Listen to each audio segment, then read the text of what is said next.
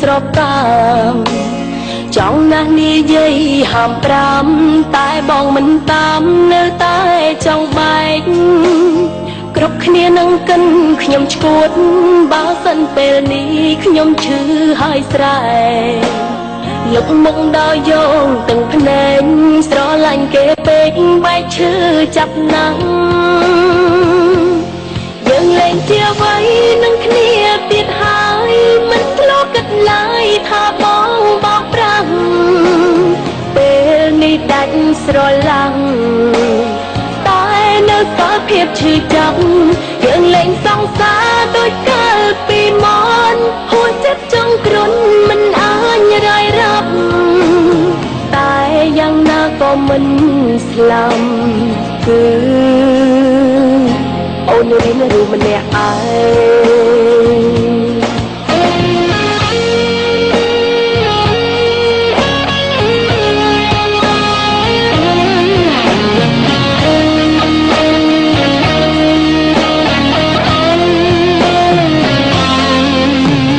អារម្មណ៍ពីបងបបង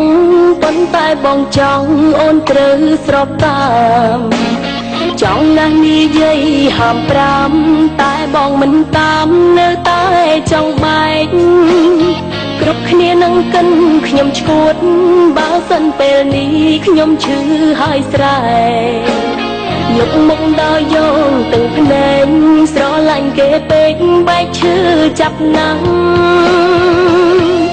យើងលែងជាអ្វីនឹងគ្នាទៀតហើយមិនធ្លាប់គិតឡើយថាបងបោកប្រាស់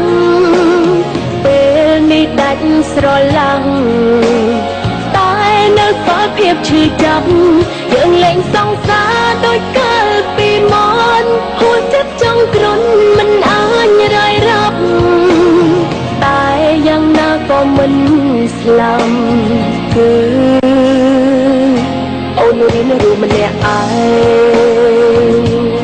យើងលែងជាអ្វីនឹងគ្នាទៀតហើយមិនធ្លាប់គិតឡើយថាបងបោកប្រាស់ពេលនេះដាច់ស្រឡាំងតែនៅសល់ភាពឈឺចាប់យើងលែងសង្សារដូចកាលពីមុនហួចចិត្តចង់គ្រុនមិនអាចរាយរាប់